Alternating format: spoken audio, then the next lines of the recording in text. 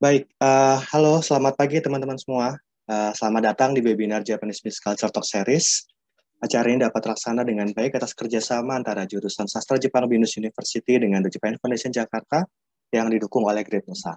Nah, teman-teman, webinar Japanese Business Culture Talk Series ini adalah sebuah seri diskusi yang secara khusus didesain untuk memberikan perkenalan mengenai bahasa, budaya, dan etika kerja Jepang yang diperlukan bagi teman-teman yang tertarik untuk masuk ke lingkungan bisnis Jepang. Nah, seri diskusi ini diadakan 5 kali hingga bulan Maret 2021 ini, dan kebetulan episode kali ini adalah episode yang kelima atau episode yang terakhir. Bagi teman-teman yang ketinggalan episode pertama hingga episode keempat, teman-teman bisa melihatnya di YouTube channel JF Jakarta dan juga di platform Great Nusa. Dan teman-teman, di akhir setiap acara kami akan memberikan e-certificate bagi setiap peserta webinar yang mengikuti webinar ini secara live dari awal hingga akhir acara. Di akhir acara nanti akan saya informasikan kembali tentang cara untuk mendapatkan sertifikatnya. Sebelum kita mulai webinar kita kali ini, saya akan menginformasikan terlebih dahulu aturan main untuk webinar kita. Yang pertama, ketika acara dimulai, panitia akan melakukan audio mute. Kedua, mohon untuk dapat mengganti ID Anda dengan menggunakan format nama lengkap dan lokasi atau afiliasi. Khusus bagi teman-teman Binusian dapat menambahkan nomor ID mahasiswa atau dosen sebelum nama lengkap. Ketiga, apabila ada pertanyaan, teman-teman bisa langsung menulis pertanyaannya melalui tautan Padlet yang teman-teman bisa akses di kolom chat, dan jadi nanti ketika ada pertanyaan, teman-teman bisa langsung saja, jadi supaya tidak lupa, bisa langsung ketik pertanyaannya di Padlet ya. Kemudian yang keempat, peserta dilarang untuk menampilkan, menayangkan, atau mempertunjukkan video atau gambar yang berhubungan dengan promosi, judi, pornografi, dan hal-hal lain yang melanggar UU ITE Republik Indonesia. Dan yang terakhir, panitia berhak mengeluarkan peserta dari ruang diskusi apabila ada yang melanggar hal-hal tersebut di atas. Dan pada seri yang kelima ini, kita akan bersama-sama membahas mengenai budaya perusahaan dalam hubungannya dengan etika kerja. Jadi teman-teman, biasanya ketika kita akan memasuki sebuah lingkungan baru, biasanya kan ada kekhawatiran-kekhawatiran ya dari diri kita sendiri mengenai bagaimana kita harus bertingkah laku, apakah ada peraturan yang harus kita perhatikan dari dalam satu perusahaan, dan apalagi jika perusahaan-perusahaan itu adalah perusahaan asing seperti perusahaan Jepang. Tentu saja ada banyak aturan-aturan yang berbeda, dan untuk itu kami sudah menghadirkan beberapa narasumber yang akan membagikan pengetahuan dan juga pengalamannya untuk kita semua. Dan teman-teman, main speaker untuk hari ini kita ada Bapak Rudi Hartono Manurung, SSMSI. Beliau pernah bekerja di Jepang sebelum akhirnya memutuskan untuk mengambil pendidikan S1 di Sastra Jepang Binus University sebagai angkatan pertama di tahun 2001. Setelah lulus, beliau melanjutkan sebagai salah satu dosen, dan pada tahun 2015 beliau mendapatkan gelar master di Universitas Indonesia dan saat ini sedang mengambil program doktoral di Universitas Pajajaran. Kemudian, kami juga menghadirkan narasumber yang akan membagikan pengalaman profesionalnya di perusahaan Jepang, yaitu Andy Susanto. Dan Andy ini merupakan mahasiswa sastra Jepang Binus University yang lulus pada tahun 2018 dan mendapatkan beasiswa Mombuka Gakusho untuk program Japanese Studies. Setelah kembali, dia kemudian bekerja di salah satu perusahaan Jepang sejak tahun 2019. Oke, kalau begitu kita langsung saja memulai sesi diskusi kita dengan Pak Rudi. Jadi kita akan awali dengan sesi diskusi dan ini akan berlangsung selama kurang lebih 30 menit. Pak Rudi, apakah sudah siap? Ya, siap Pak. Oke, terima kasih. Silakan Pak Rudi. Baik, terima kasih untuk waktu dan kesempatannya. Apakah suara saya terdengar dengan jelas ya? Iya Pak, terdengar dengan jelas. Oke. Aman. Baik.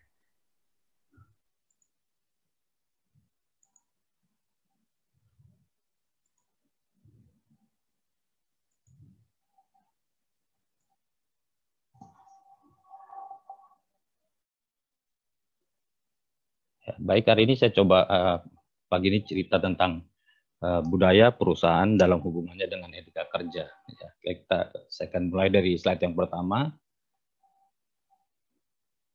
Mungkin Bapak Ibu, teman-teman peserta bisa lihat di sini,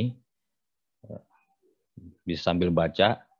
Kira-kira apa pendapat Bapak Ibu tentang cerita tentang Sri Hartanto di Osaka ini, ya. Saya menyimpulkannya adalah gegar budaya. Kenapa gegar budaya? Karena sebetulnya Saudara Hartanto ini adalah orang yang memiliki sifat yang ramah, ya. Ketika berjumpa dengan atasan dia suka menyapa, bertanya apa kabar, mau kemana, apakah rencana kita jadi atau tidak, dan sebagainya. Tetapi ketika itu dilakukan seorang bawahan terhadap atasan, pada saat itu Hartanto bingung ketika melihat para pegawai yang lainnya kok heran ngelihat perilaku yang dia lakukan itu begitu. Nah ini disebut gegar budaya seperti tadi Pak dihantarkan di awal, supaya kita tidak gegar budaya, tidak salah dalam bersikap atau bertindak di dalam sebuah perusahaan Jepang khususnya.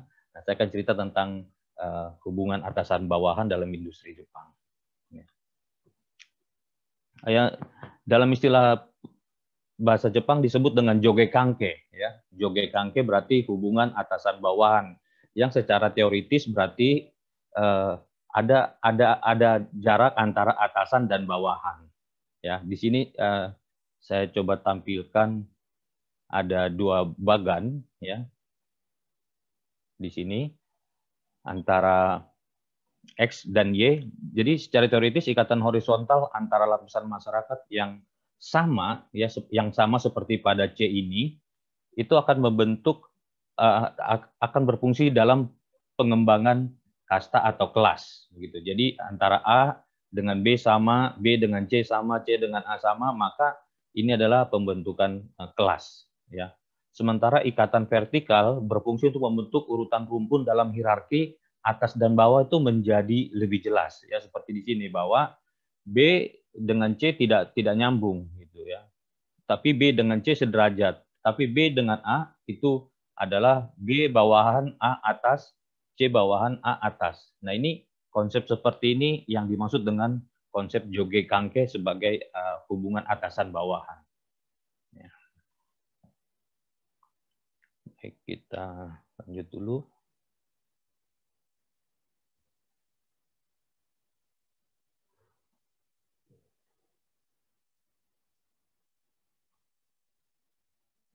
Oke, maaf ya, sebentar saya hapus dulu kolom yang tadi kedua.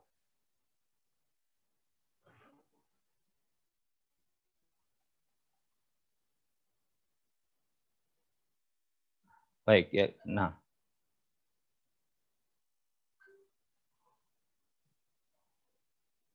perbedaan tingkatan di dalam budaya korporasi Jepang ini ada berdasarkan jenjang umur, tahun masuk dalam sebuah perusahaan, atau lamanya pengabdian yang berkelanjutan, ya. Sehingga di sini nanti ada senior, ya, ada senior, ada junior, dan dorio. Dorio ini berarti teman satu selevel dengan kita, begitu. Jadi konsep yang tadi segitiga tadi yang pertama menunjukkan bahwa ada senior junior, ada atasan bawahan, begitu, ya. Yang ini juga berakibat nanti pada penggunaan bahasa. Makanya di sini saya tampilkan ada pakar bahasa Prof. Kabaya yang ditulis oleh Prof. Chandra dalam bukunya, yang mengatakan bahwa penggunaan keigo itu adalah pemakaiannya oleh saling menghormati. Ada 6 hal di sini. Yang saya garis bawahi hanya 2 dalam penggunaan bahasa untuk menunjukkan bahwa bahasa dan budaya ini saling berkaitan, begitu. Bahwa mereka tidak satu sama lain ini tidak terpisah, tetapi mereka adalah satu kesatuan, sehingga bahwa penggunaan bahasa sopan itu dalam industri Jepang itu dipengaruhi oleh adanya hubungan joge kanke atasan bawahan tadi, bahwa junior senior, ya, kemudian staf kepada manajer atau staf kepada direktur dan seterusnya. Di sini dikatakan bahwa ningen kanke, hubungan antar manusia, ya, hubungan antar manusia. Kemudian tachiba yakuwari, pesan, posisi dan peran dia. Jadi ketika dia berperan sebagai bawahan, berarti dia juga harus mampu menggunakan bahasa sopan terhadap atasannya. Nah, ini kan dikaitkannya dengan penggunaan bahasa yang terjadi dalam industri Jepang. Ada kaitannya tadi dengan joge kanke.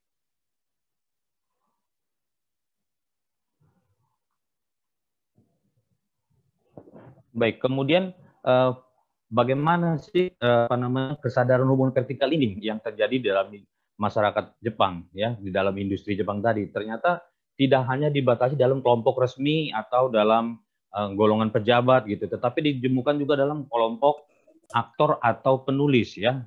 Jadi pekerjaannya didasari oleh kemampuan individual atau tidak terlalu terikat dengan sistem institusional. Jadi di luar industri ya, katakanlah di industri yang sifatnya adalah industri pabrik begitu atau industri yang menghasilkan barang, tetapi di industri jasa pun seperti aktor atau penulis, hubungan atasan bawah ini juga terjadi sangat kuat. Saya berikan contoh begini.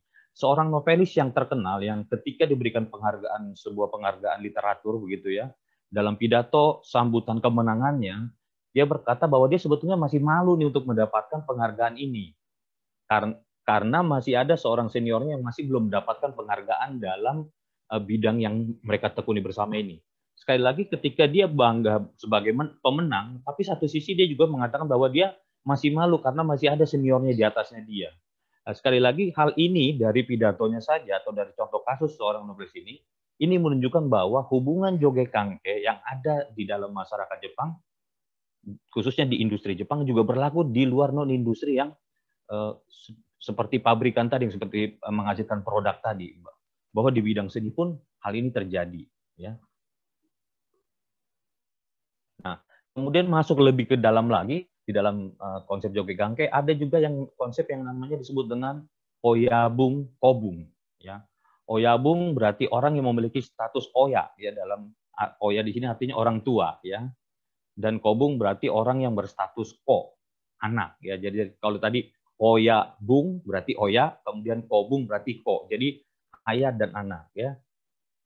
Ya, jadi Oya Bung ini bisa juga diartikan senior dari seseorang dan memiliki hubungan yang tumbuh dekat selama bertahun-tahun, ya. Nah, kemudian ada elemen esensial dari hubungan ini, yaitu teman-teman bisa lihat di sini, di sebelah kiri sini, bahwa Kobung bisa mendapatkan bantuan dalam mengamankan pekerjaannya atau membantu dia dalam pekerjaannya. Kemudian bisa membantu mendapatkan promosi jabatan dari Oyabungnya, ya. Kemudian Oyabung juga bisa memberikan nasihat ketika Kobung memilih keputusan pada situasi yang penting. Nah, di sini kelihatan sekali bahwa Kobung sangat dibimbing oleh si Oyabungnya ini, ya. Jadi bagaimana pekerjaannya, bagaimana promosinya, bagaimana mencari solusi dari sebuah problem yang dia dihadapi, ini Oyabungnya ini sangat membantu begitu. Orang yang berstatus sebagai orang tua ini, Oya, orang tua, begitu ya. Nah, bagaimana si Kobungnya yang sudah dibantu tadi, sudah dibantu promosikan, dibantu pekerjaannya, dibantu untuk memutuskan memilih cara yang terbaik dalam bekerja. Nah, Kobung siap memberikan pelayanan kapan saja, ya, ketika Oyabung membutuhkannya. Contoh, ketika ada pemakaman seorang dengan jabatan yang tinggi dalam kelompok Oyabungnya dia, maka si juniornya ini, si Kobungnya ini akan dengan segera datang ke rumah seniornya untuk membantu dan mempersiapkan pemakaman tersebut. Bahkan tidak jarang dia lebih berkontribusi dibandingkan keluarga si almarhum yang dia urusi tersebut. Nah, ini konsep-konsep seperti ini terjadi pada konsep Oyabung Kobung tadi untuk menunjukkan bahwa kedekatan mereka begitu. Nah, hal ini juga didukung oleh seorang pakar hubungan Joge Kangke dalam masyarakat industri Jepang yang bernama Murata. Dia mengatakan bahwa Oyabung Kobung Joge Kangke itu bawahan itu adalah orang yang memberi perintah, kemudian bawahan adalah orang yang mengeksekusi perintah tersebut. Tetapi di luar konsep ini, bahwa mereka dalam kehidupan pribadi pun, seorang senior atau atasan akan terus memantau dan mengadvisor kehidupan pribadi si bawahannya sampai segitunya gitu. Ya, bahkan dalam perjodohan pun Murata mengatakan dalam perjodohan pun atasan seringkali bisa bertindak seperti orang tua untuk memberikan saran, dia cocok tidak dengan kamu, dia akan kira-kira kamu akan bahagia dengan dia gitu. Lebih banyak konsultasinya kepada atasannya. Jadi ini menunjukkan konsep Joge Kangke yang sangat kuat hubungan atasan bawahan dalam industri Jepang. Baik, saya lanjutkan. Nah, tema berikut adalah urutan duduk, ya. Dalam bahasa Jepang disebut sekijung, ya, sekijung atau urutan duduk. Apa hubungannya urutan duduk dengan Joge Kangke? Nah, itu tadi saya bilang. ketika joge kangke menunjukkan hubungan atasan bawahan, maka dalam dunia bisnis Jepang juga urutan duduk menjadi hal penting dalam posisi duduk ya, dalam pertemuan pertemuan bisnis atau konferensi atau saat ada entertain dengan klien seperti itu. Nah, kaitannya adalah karena adanya konsep joge kangke ini, maka urutan duduk pun menjadi hal penting dalam pertemuan bisnis dalam industri Jepang ya.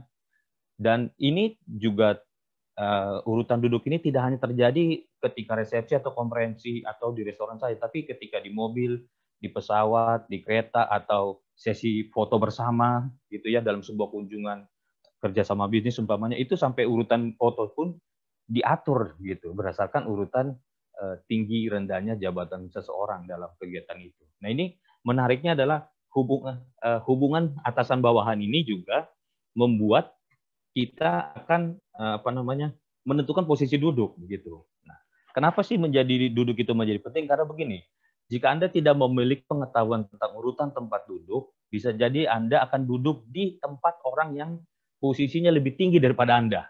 Katakanlah Anda salah duduk begitu ya. Nah, ketika ini yang terjadi, Anda akan dianggap sebagai orang yang tidak tahu adat ya, atau tidak tahu etika. Kemudian adalah Anda orang yang kurang ajar begitu. Karena kok bawahan duduk di atasan begitu ya.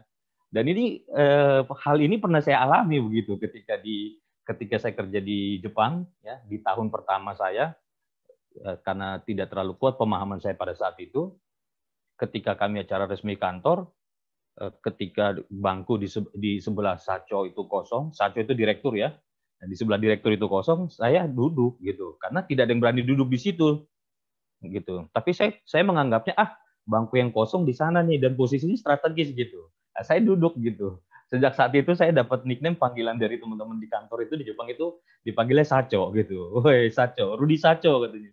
Saya bingung kok orang pada ngatain saya Sacho ya gitu ya. Ternyata saya melakukan hal konyol yaitu saya duduk di sebelah Sacho ketika pertemuan bisnis itu gitu.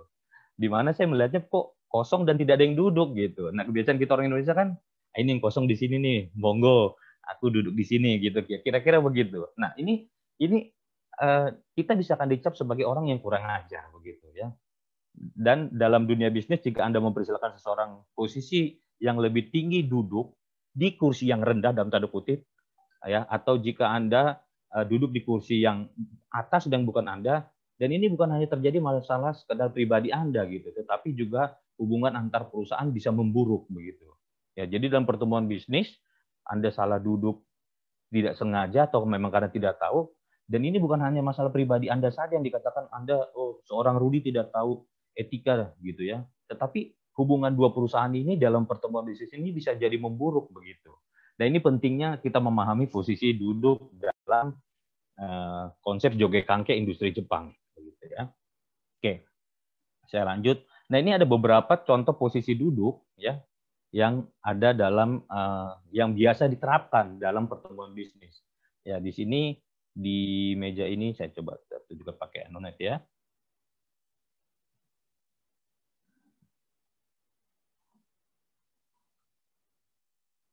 Nah, di sini ini adalah disebutnya kamiza ya, kamiza nomor 1, 2, 3 ini untuk tamu. Ya, di sini saya tuliskan kamiza. Kamiza di sini bisa disebut dengan kursi atas begitu ya. Kemudian di nomor 4, 5, 6 adalah kita sebagai tim penjamu, kita duduk dengan posisi di bawahnya disebut dengan geza atau kursi bawah gitu. Nah, dan poin penting adalah teman-teman bisa lihat di sini nomor 6 ini ya. Nomor 6 ini adalah posisi duduk untuk yang paling junior, dia dekat pintu masuk. Kenapa posisinya dekat pintu masuk di sini? Karena memang yang paling junior ini nanti sifatnya membantu. Jadi ketika minuman datang dari pelayan, nanti dia yang membantu mengantarkan, menyusun ke depan untuk tamu. Jadi posisi yang paling junior ini paling dekat dengan pintu keluar masuk, gitu. Karena sifatnya nanti dia akan paling sering mobilitas, ya, mengambil kekurangan, umpamanya di meja sini kurang apa. Kalau saconya perokok umpamanya tidak ada asbak, dia nanti yang memanggil pelayan, Mas Onesang, tolong dong asbaknya begitu ya. Nah, posisi duduk nomor 1 di sini adalah untuk atasan tamu yang kita undang pada pertemuan ini. Nah, nomor 4 ini adalah untuk atasan kita.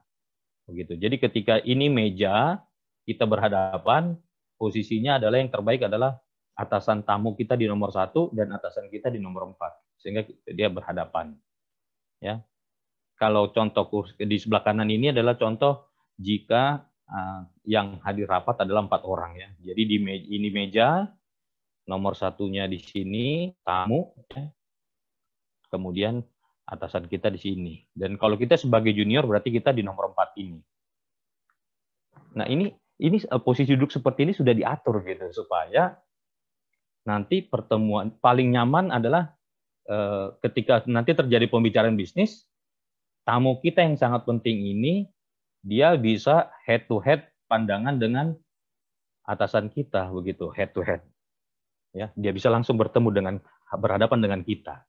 Jadi posisi duduk ini supaya perbincangannya juga bisa langsung berjalan dengan lancar karena saling berhadapan gitu. Akan aneh kalau umpamanya nomor 1 tamu yang kita undang di sini, kemudian bos kita ada di sini, atasan kita ada di sini gitu ya. Perbincangannya kan akan sulit, silang ya. Kita akan menatap menyamping begitu gitu. Nah, ini etika seperti ini sudah rutin dan ini sudah punya pattern ya dalam industri Jepang. Baik, saya lanjut. Oke, saya hapus dulu supaya nanti di slide berikut tidak tumpang tindih. Oke.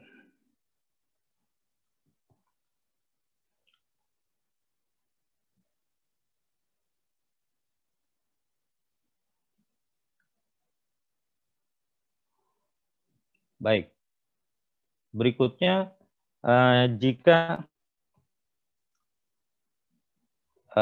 posisinya adalah seperti yang tadi saya katakan ya, berhadapan-hadapan 1 dengan 1, 2 dengan 2, 3 dengan 3. Kalau tadi kan kita buat dari 1 sampai 6 untuk menunjukkan ini meja 6, posisi meja dengan 6 orang, ini posisi meja dengan 4 orang dan seterusnya. Nah, di sini kita lihat posisi berhadapan-hadapan ya. Biasanya tatanan tempat duduk adalah sofa bagian atas yang letaknya jauh dari pintu masuk ya. Jadi jauh dari pintu masuk itu adalah untuk tamu ya gitu. Ya. Kemudian jika tidak ditentukan, tunggulah instruksi selanjutnya. Artinya kalau memang belum dipersilakan yang mana duduk di sana, yang ini duduk di mana, sebaiknya Anda menunggu instruksinya. Tetapi umumnya tempat duduk adalah sofa bagian atas yang letaknya dari pintu masuk itu adalah untuk tamu ya. Kemudian selama pertemuan ketika atasan yang mendampingi meninggalkan kursi, jangan lupa berdiri dan memberi salam ya.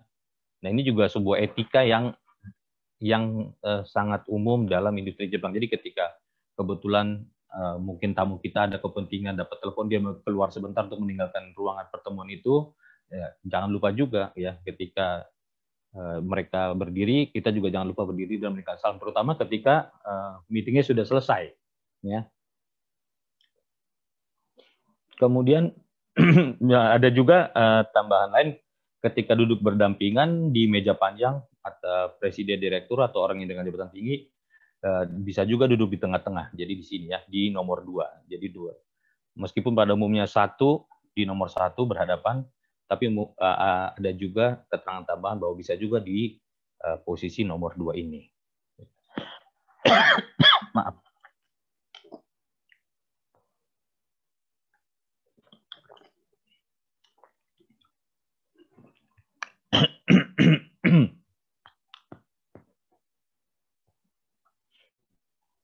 Baik, kemudian bagaimana jika pertemuan kita atau rapat yang kita lakukan di ruangan perusahaan kita sendiri, di office kita ya. Kita lihat di sini di gambar, di sini adalah keterangannya office ya. Nah, jika kita rapat atau mengadakan pertemuan bisnis kita dengan di ruangan kerja kita atau di kantor perusahaan kita, bahwa tim kita lah yang duduk yang membelakangi ruangan office tersebut gitu. Jadi jangan menempatkan tamu kita nomor 1 dan 2 ini justru yang membelakangi ruangan kerja tim kita. Jangan sampai seperti itu. Jadi justru kita yang ada di belakang ruangan kerja tim kita gitu. Karena memang umumnya ruangan di Jepang itu dibatasi oleh partisi begitu ya. Jadi ada partisi pembatas. Nah, kita lah yang duduk yang membelakangi partisi ini begitu. ya. Kemudian dari sudut pandang tamu, mereka duduk dalam posisi yang tidak berpaling dari atasan yang mereka kunjungi. Jadi kalau kalau atasannya tamu yang kita undang itu ada di nomor 1, supaya dia tidak berpaling dari pimpinan kita, berarti atasan kita persilakan duduk di sini, begitu. Ya, supaya mereka sekali lagi bisa berhadapan langsung, ya. Jadi tidak berpaling pandangannya, begitu.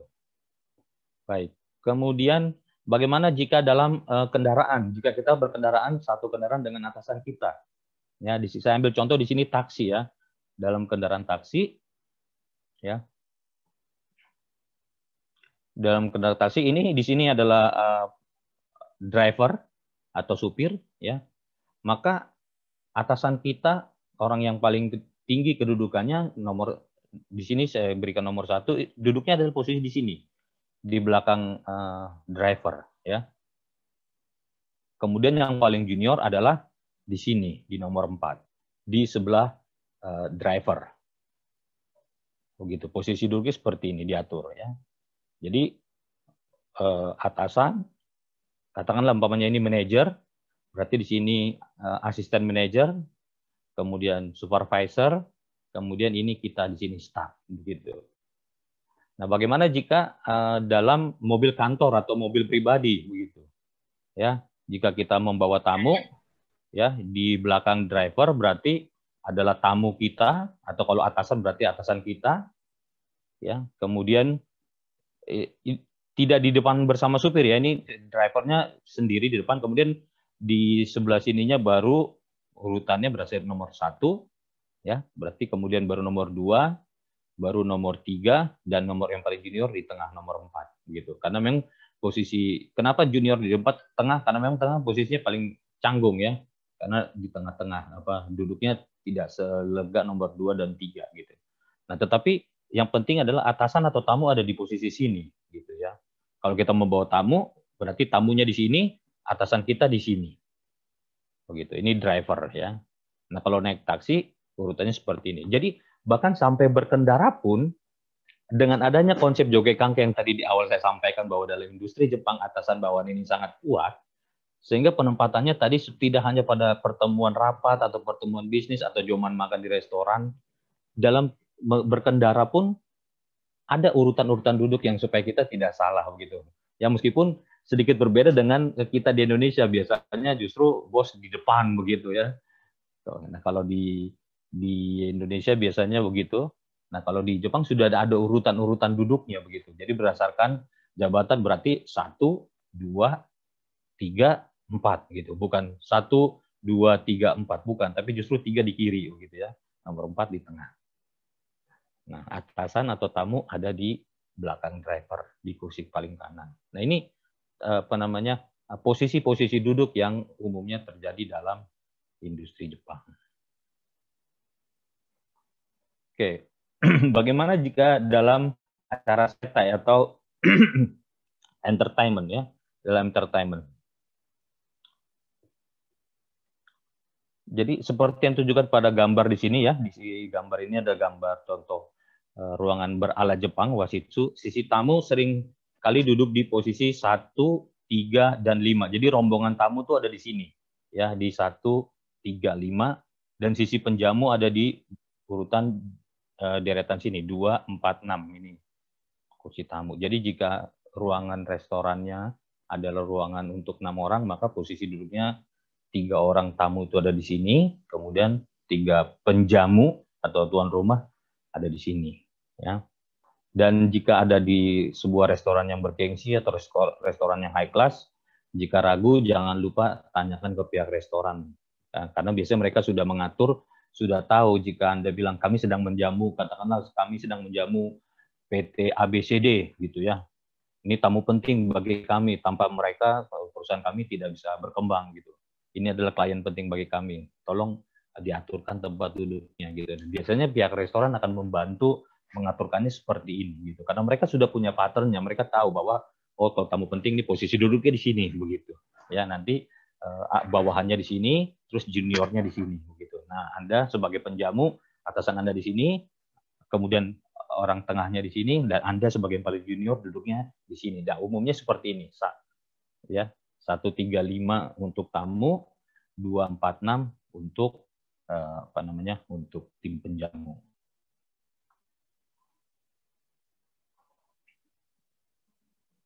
Ya. Nah, bagaimana dengan di meja restoran ya?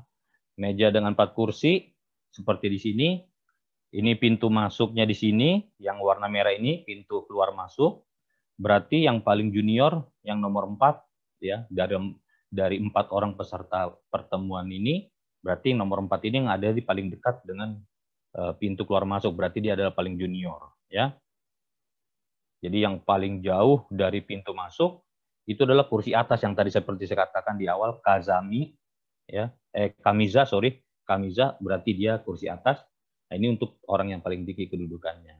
Jika dengan meja bundar 8 dihadiri oleh 8 peserta, gambar sebelah kanan ini pintu keluar masuknya, maka nomor 8 yang paling junior yang paling dekat dengan keluar masuk. Sekali lagi tadi saya ulang lagi, saya jelaskan kembali bahwa kenapa junior yang paling ada di pintu keluar masuk, karena nanti dia akan banyak membantu menyediakan fasilitas di dalam pertemuan tersebut gitu ya. Jadi jika pelayan membawakan tambahan kopi umpamanya, dia membantu mengambilkannya terus menyuskannya gitu ya. Meskipun pelayan yang melakukan itu, tetapi yang paling junior itu adalah orang yang sifatnya membantu, kemudian keluar masuk memanggil pelayan, kemudian termasuk tolong kalau sudah selesai tolong persiapkan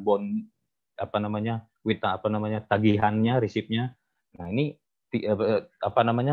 hal-hal seperti itu nanti akan dilakukan oleh junior gitu. Maka junior lah yang duduk paling dekat dengan pintu keluar masuk, dalam hal ini nomor 8 ya. Begitu. Oke. Kemudian yang terakhir yang ingin saya sampaikan adalah budaya kerja di Jepang yang disebut dengan Horenso. Nah, kenapa sih Horenso? Ini juga lagi-lagi kembali ke awal tadi, bahwa nanti ini ada hubungannya dengan konsep tangke atasan bawahan dalam industri Jepang tadi ya. Horenso ini sebetulnya terdiri dari 3 kanji ya. Di sini Horenso ya. Horenso itu berarti Hokoku, Renraku, dan Sodang.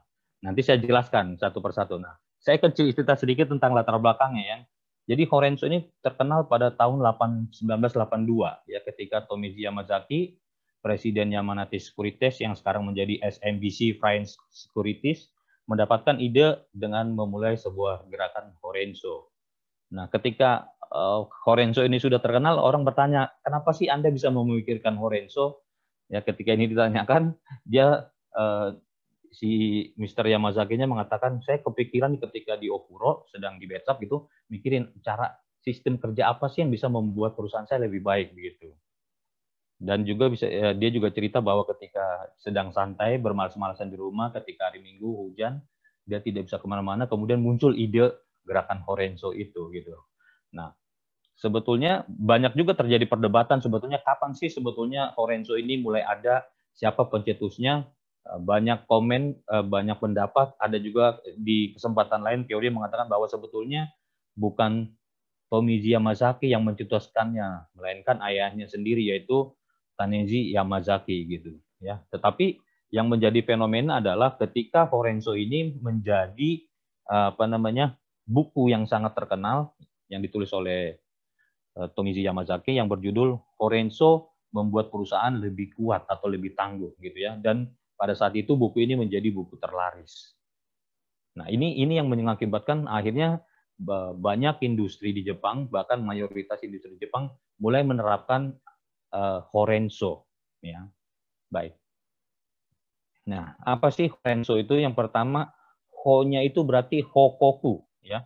Hokoku berarti laporan ya, berarti bahwa seorang karyawan atau bawahan yang mengerjakan instruksi yang diberikan oleh atasan presiden melaporkan kemajuan dari pekerjaan tersebut atau dari instruksi yang dilakukan oleh atasan tersebut. Nah, dia harus melaporkan ya. Dia harus hokoku. Dia harus melaporkan. Kemudian Renraku, ya tadi kan Horenso, Rennya itu berarti Renraku. Renraku itu berarti mengontak ya, berarti kontak ya, berarti menghubungi orang-orang yang terlibat di dalam produk tersebut ya, tidak termasuk mengontak itu berarti tidak menghubungi itu berarti tidak termasuk pendapat atau spekulasi, tetapi memberikan situasi dan fakta yang sesungguhnya ya. Jadi bukan pendapat atau spekulasi begitu. Kemudian yang terakhirnya itu horenso, so-nya itu berarti sodang, ya, konsultasi berarti berkonsultasi dengan atasan. Presiden direktur mendengarkan pemikiran dan pendapat mereka ketika sulit untuk membuat keputusan sendiri dalam eksekusi.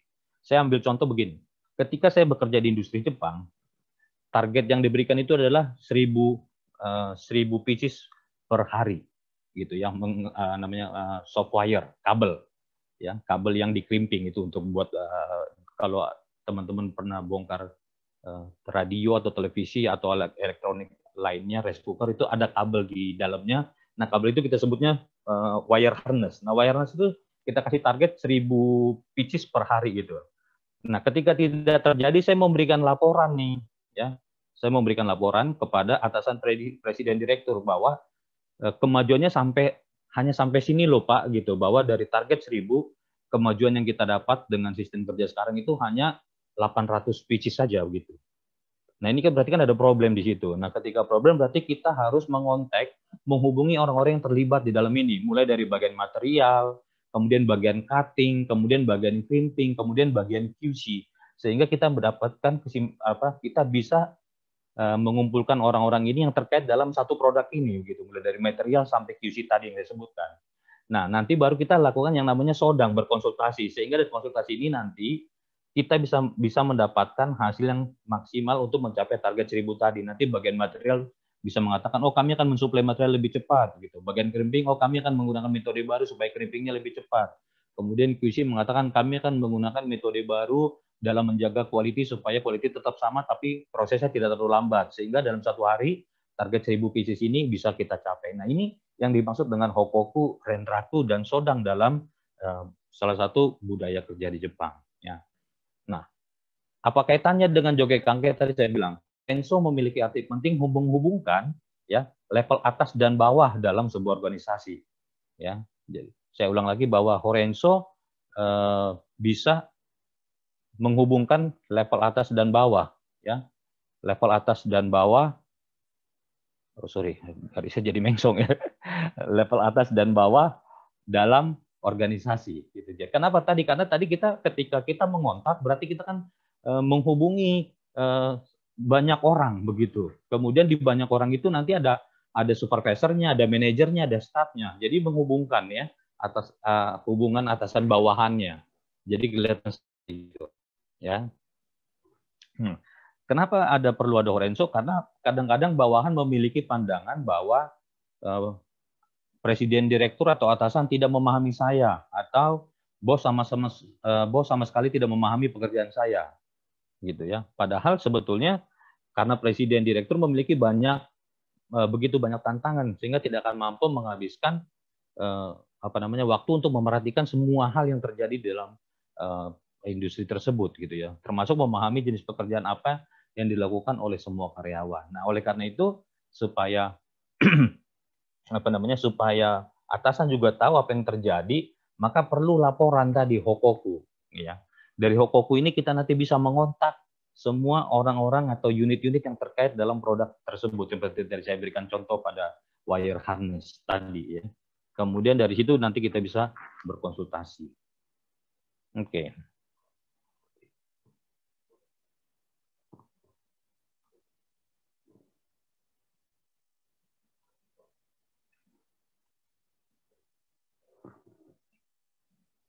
Nah, kemudian horenso juga sebenarnya merupakan peluang besar atau kesempatan yang tepat untuk karyawan dalam unjuk kemampuan kepada atasan, ya, kepada direktur, bahwa saya telah mengerjakan masalah yang diproyeksikan sejauh ini dan telah mencapai hal seperti ini, gitu, ya.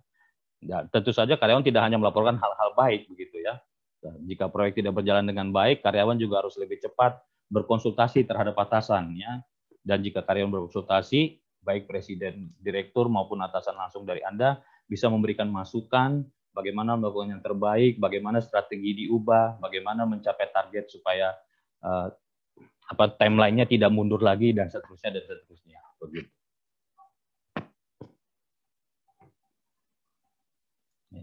Nah, dalam contoh yang tadi, dalam pelaporan tadi, baik presiden direktur maupun atasan, jika Anda sering berkonsultasi, dia akan punya pandangan terhadap Anda bahwa Anda terima kasih sudah sering berkonsultasi dengan kita begitu, sehingga kita yang di atas tahu nih apa yang terjadi di bawah begitu.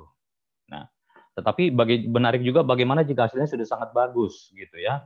Apakah kita tidak perlu melaporkan, kita tidak perlu lagi mengontak, atau kita tidak perlu lagi berkonsultasi begitu. Nah, jika itu yang terjadi, berarti pengembangan sumber daya manusia tidak akan tumbuh dalam industri tersebut gitu.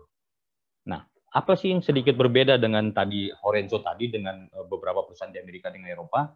Karena beberapa perusahaan di Amerika dan Eropa itu ya tergantung jenis bisnisnya tentunya ya, itu memang mereka memiliki konsep tidak perlu mengajar atau tidak perlu membina tenaga kerja begitu. Artinya mereka sebetulnya tidak memiliki ide atau hanya memiliki sedikit ide dalam mengembangkan sumber daya manusia mereka sendiri. Dengan kata lain, mereka adalah manajemen yang sejak awal itu adalah mempekerjakan sumber daya manusia yang sudah jadi atau produk jadi. Nah, berbeda dengan perusahaan Jepang tadi gitu. Dengan adanya sistem Horenso Pak Rudi, tadi, maaf, ya, waktunya sudah habis sebetulnya.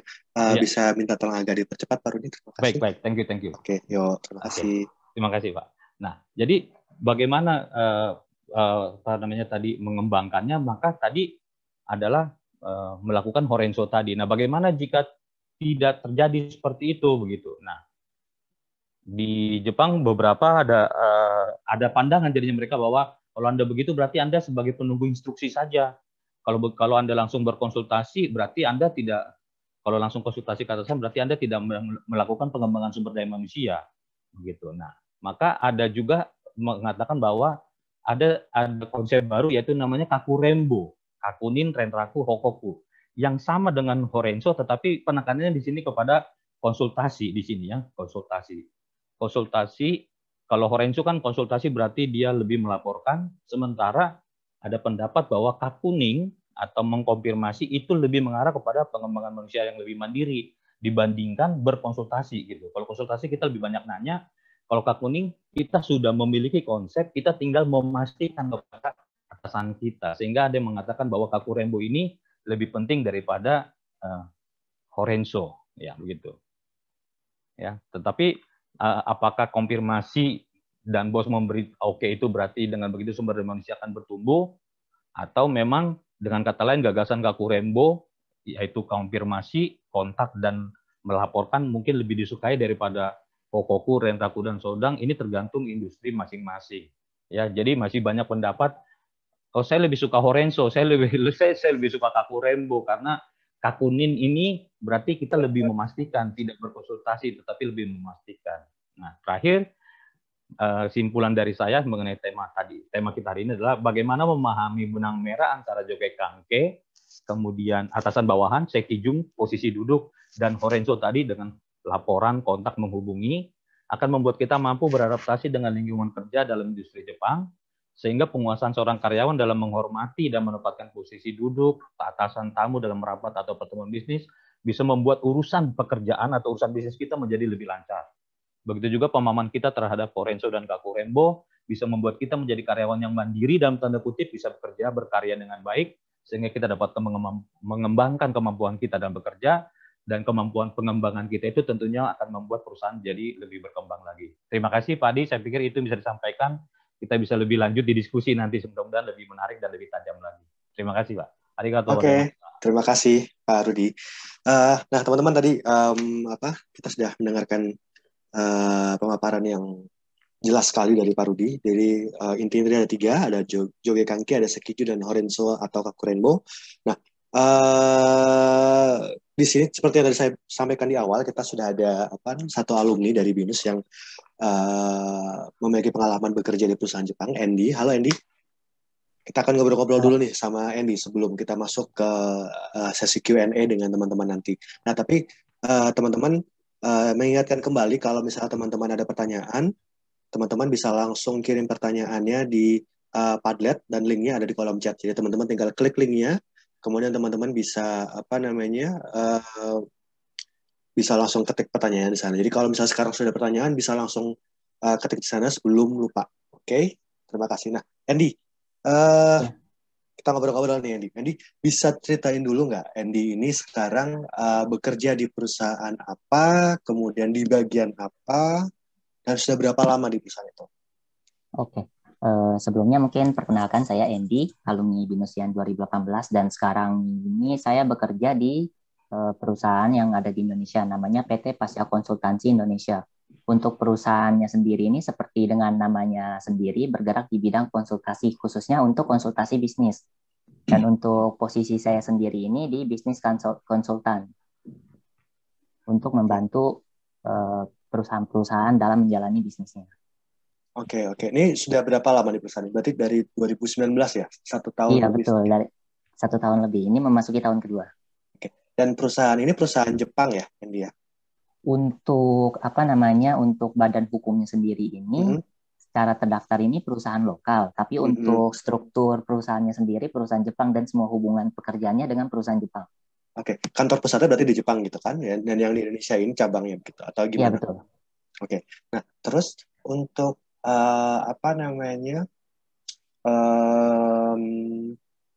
untuk perusahaannya ini sendiri, apakah sudah cukup lama berdiri di Indonesia atau baru? Untuk di Indonesia sendiri ini mungkin memasuki tahun keempat. Kalau yang di Jepangnya sendiri sudah, kalau dibilang dari pandangan perusahaan Jepang mungkin belum lama ya, sekitar 8 atau 9 tahun.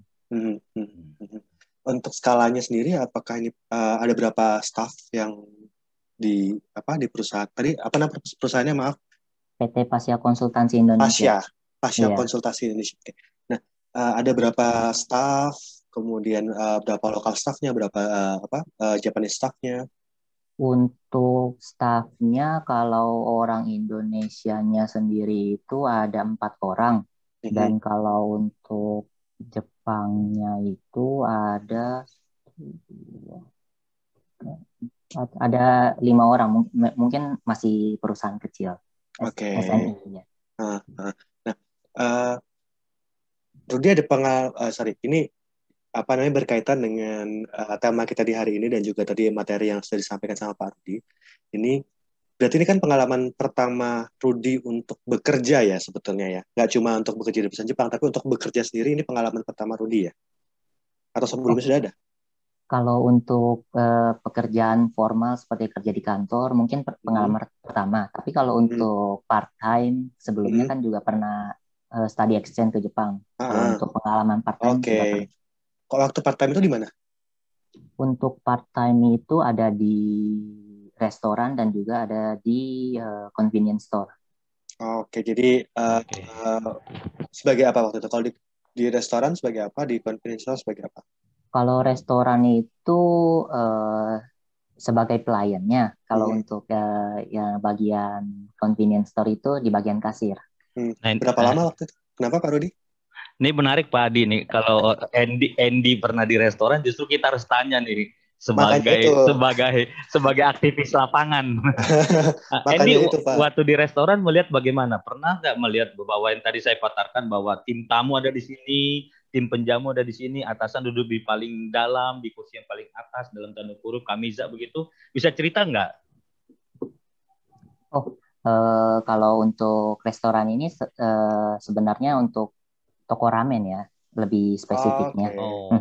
Dan kadang-kadang memang kalau sekitar jam 10 atau jam 9 itu banyak bisnismen mereka setelah pulang salaryman setelah pulang kantor mungkin setelah minum-minum mereka ada sesi keduanya makan ramen atau segalanya mereka datang dan seperti yang disampaikan oleh Pak Rudy di presentasi sebelumnya, untuk yang jabatannya lebih tinggi itu biasanya di posisi yang lebih dalam dari patokannya dari pintu masuk ya.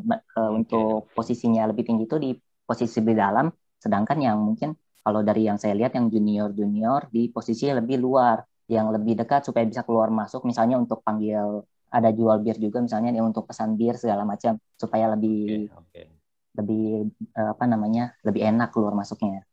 Lebih real ya. Thank you. Nah, Andy, ini kalau dari penjelasan dari Pak Rudy yang disampaikan Pak Rudy tadi, ini Andy ada pengalaman nggak maksudnya, terutama di perusahaan yang sekarang ya. Tapi kalau misalnya waktu pengalaman di Jepang disampaikan juga boleh.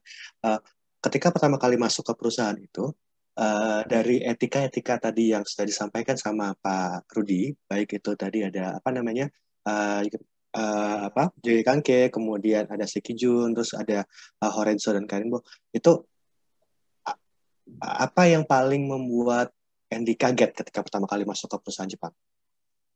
Mungkin kalau dari cerita pertama kali masuk bisa dimulai pertama kali ketika interview langsung ya. Dari sesi interviewnya sendiri saja ketika posisi duduknya bisa langsung terlihat kalau untuk presiden direkturnya itu duduk di paling dalam.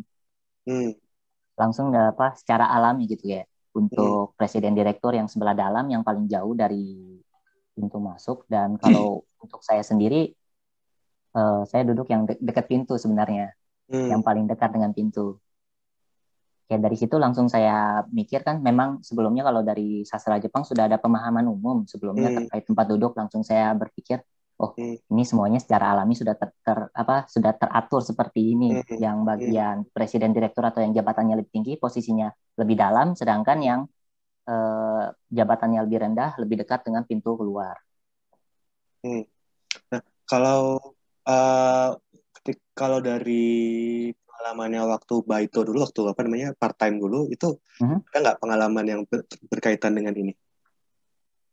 Untuk Baito sendiri, misalnya dengan temannya atau apa namanya cara ngomong sama atasannya, atau cara ngomong ke klien, atau ke apa namanya ke customer kayak gitu-gitu. Oh, kalau dari cara ngomong pasti, apalagi ketika pertama kali ke Jepang untuk baru belajar bahasa dan belum pernah untuk secara prakteknya menggunakan bahasa Jepang di Jepang sendiri, itu ada sedikit mungkin culture shock ya, gegar budaya. Ketika di konbini di bagian kasirnya, saya menggunakan yang menurut saya ini sudah sopan, soalnya ada menggunakan des gitu, belakangnya sudah ada des. Tapi ternyata ketika berbicara dengan customer sendiri, sebenarnya ada satu tingkatan lagi di atasnya selain des, harus menggunakan yang itu.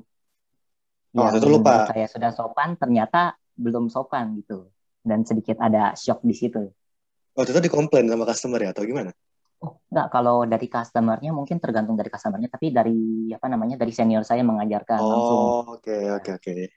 Ya. Nah, apa namanya? Kalau tadi kan Andy sudah tadi kan Andy cerita kalau misalnya sudah mendapatkan kurang lebih sudah mendapatkan materi ini waktu kuliah dulu. Jadi ketika bekerja itu kurang lebih sudah ada bayangan lah ya ketika masuk ke perusahaan yang sekarang ini. Nah, tapi kan gini, itu kan yang dipelajari di kampus itu kan materi ya. Secara teorinya seperti itu. Tetapi ketika di dunia nyata, ketika Andy langsung terjun ke kantor Andy sekarang, itu ada nggak sih hal yang berbeda? Untuk hal yang berbeda sebenarnya ada ya. Kalau dari apa yang diajarkan, materi yang sudah dipelajari sebelumnya, untuk gambaran saya terhadap perusahaan Jepang itu, mereka kesannya ada image serius, ketika kerja mereka serius segala macam. Tapi ketika saya masuk kantor saya yang sekarang, mungkin ada pengaruhnya sama untuk direkturnya sendiri itu sudah lama di Indonesia, sekitar 5 tahun di Indonesia, beliau tinggal di Bali dan juga sempat tinggal di Singapura. Jadi mungkin untuk budayanya itu nggak 100% budaya Jepang. Jadi ketika di kantornya sendiri itu tidak se-strict perusahaan Jepang pada umumnya. Tapi ketika memang ada saatnya serius itu serius, ketika memang ada waktu senggang itu kita masih bisa saling ngobrol. Walaupun tidak terkait dengan pekerjaan, kita masih boleh ngobrol gitu. Itu kalau boleh tahu tidak seserius itunya itu seperti apa contohnya? Contohnya kalau misalnya kalau dari bobot pekerjaannya sendiri ada masa-masanya di mana ada bulan-bulan yang sibuk, ada juga yang nggak sibuk ya. Kalau misalnya di yang kurang sibuk itu pekerjaannya memang bobot pekerjaannya tidak terlalu banyak, jadi masih bisa ada sedikit, kita masih bisa ngobrol secara santai, tidak berhubungan dengan pekerjaan, itu masih diperbolehkan. Jadi ini adalah sikon ya sebenarnya di daerah situnya ya. Iya betul. Nah, sorry nih, aku tadi ini ada satu hal yang aku lupa tanya. ini kan konsultasi bisnis sebetulnya. Nah, yang jadi kliennya Andy itu apakah berarti yang jadi kliennya Andy ini perusahaan-perusahaan juga atau gimana? Atau personal? Perusahaan, betul. Perusahaan. Yang jadi Nah, kliennya ini perusahaan Jepang. oh, jadi perusahaan Jepang yang mau ada bisnis di Indonesia, begitu? Atau Ya, perusahaan betul. Jepang yang sudah ada di Indonesia? Dua-duanya bisa. Untuk yang umumnya lebih banyak itu perusahaan Jepang yang ingin expand ke Indonesia untuk melakukan ekspansi ke Indonesia. Dan kalau untuk perusahaan yang sudah ada di Indonesia, beberapa juga ada. I see. Nah, terus apa namanya? Ini untuk Pak Rudi sih sebenarnya. Pak Rudi, ini tadi kan sebetulnya saya coba nge-recall juga apa namanya sesi-sesi yang sebelumnya. Saya coba menghubungkan dengan sesi-sesi sebelumnya ya. Ini di beberapa sesi yang sebelumnya itu, kalau yang case yang kita ambil sekarang ini di perusahaannya Andy ini kan masih tipikal perusahaan Jepang yang ada, maksudnya tipikal perusahaan Jepang seperti itu kan, memang budaya seperti itu. Tetapi dari beberapa cerita yang sebelumnya itu kebetulan mereka bekerja di startup modelnya, dan budaya bisnis Jepangnya itu sudah sedikit berubah nih. Nah, kira-kira kalau untuk etika budaya kerja ini, kalau menurut Pak Rudi ya, apakah masih sama seperti itu untuk di perusahaan startup atau bagaimana, Pak?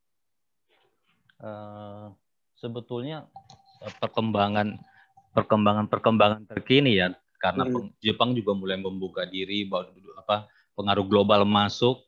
Saya yakin ada perubahan, ada akulturasi budaya di situ begitu. Tetapi esensi atasan bawahannya akan tetap ada, tapi mungkin tidak seketat versi lama begitu. Artinya katakan lagi nih, startup ini kan banyak mengandung mengusung unsur-unsur teknologi terbaru. Kemudian perkembangan teknologi ini kan sifatnya tidak terlalu terikat pada suatu budaya tertentu gitu. Nah, ini bisa mempengaruhi memang gitu. Jadi bisa jadi katakanlah apalagi pelaku startupnya adalah anak-anak muda yang ketika lahir mereka tidak dididik seperti ketika zaman orang tua mereka 50-60 tahun yang lalu, di mana budaya Jepangnya masih sangat kaku dan sebagainya. Nah, tentunya pergeseran konsep joget kangke ini pasti akan terjadi gitu. Jadi memang sebetulnya itu tidak terhindarkan ya Pak ya, karena perubahan budaya secara keseluruhan sendiri sebetulnya. Iya, betul. Nah, Andy, aku balik lagi ke Andy nih. Andy, ketika Andy melakukan konsultasi bisnis ke perusahaan-perusahaan Jepang yang mau masuk ke Indonesia itu, apakah Andy juga, perusahaannya juga melakukan seperti menjembatani antara budaya bisnis yang berbeda antara Jepang dengan Indonesia. Kadang kan ketika mereka baru mau mengekspansi ke Indonesia, mereka kan nggak tahu nih budaya iklim bisnis Indonesia seperti apa sih, budaya di Indonesia seperti apa, dan itu kan berbeda. Nah, itu apakah perusahaan ini juga ada peranan di situ atau gimana? Oh iya, tentunya. Kalau untuk menjembatani, iya kita menjembatani, khususnya kalau untuk perusahaan yang expand itu mereka pasti langsung ingin mencari partner, dan kalau bisa ingin langsung berkomunikasi langsung sama partnernya itu ya, langsung dengan partnernya perusahaan Indonesia.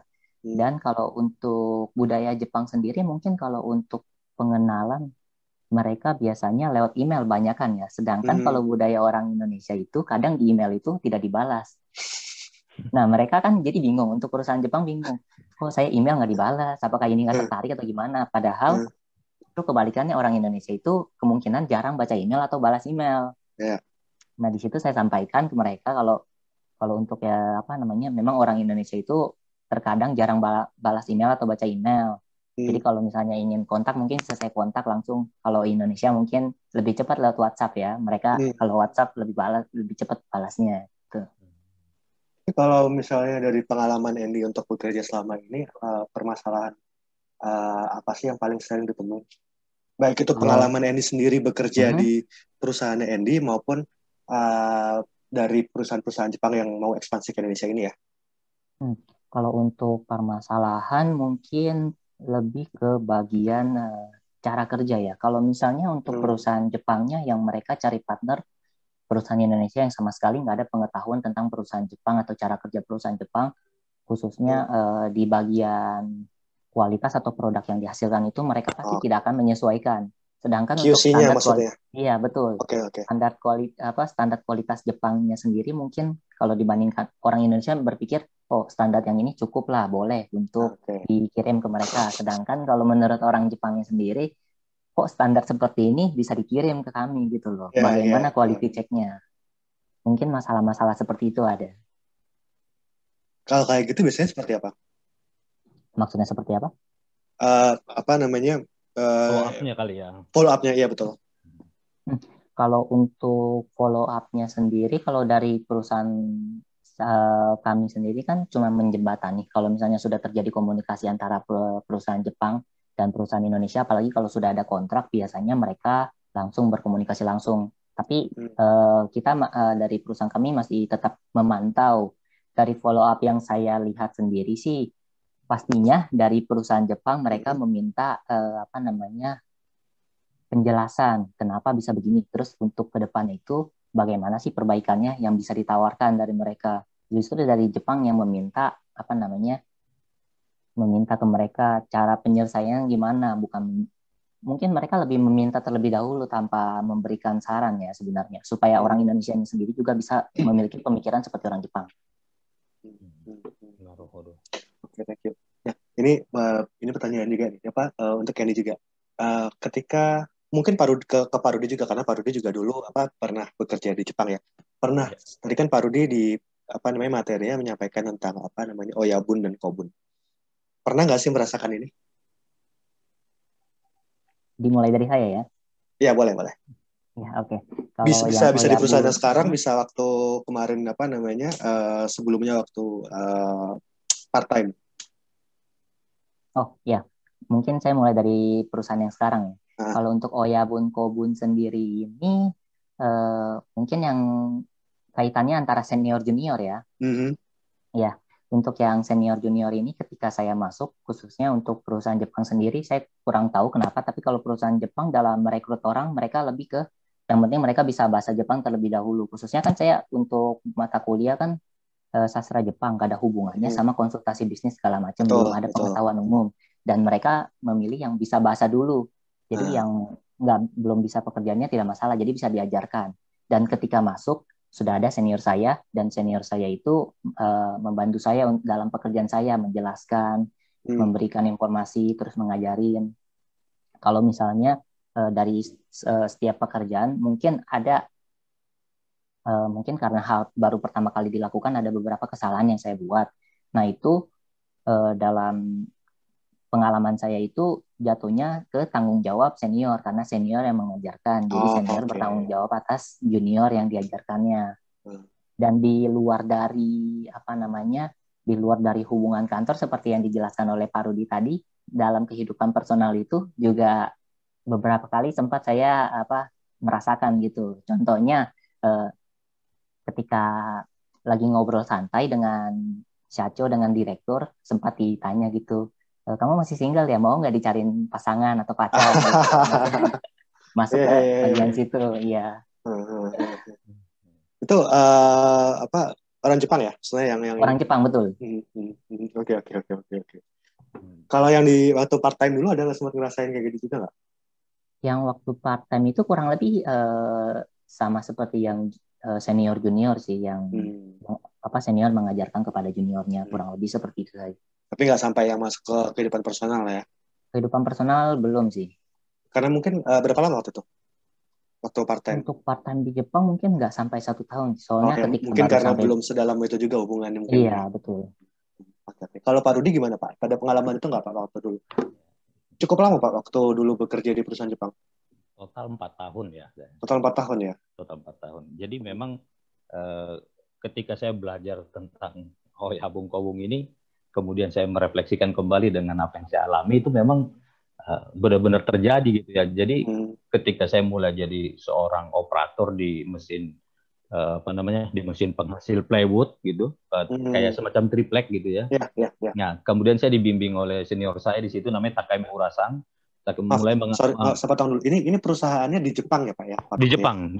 Bukan perusahaan Jepang yang di Indonesia, tapi memang perusahaan Bukan. Jepang yang ada di Jepang ya. Oke. Perusahaan Jepang yang di Jepang. Nah, kemudian dia mulai mengajarkan saya, kemudian saya tidak lagi sekedar operator, mulai diajarkan memeriksa mesin, memeriksa pisau, mengganti pisau, mengasah pisau, terus kemudian menjaga kualitas produk yang dihasilkan gitu. Nah, jadi benar-benar saya dibina begitu. Nah, kemudian hubungan di luar kerjaan itu dia mulai mampir ke apartemen, mengajarkan nanti kamu belanja di sini.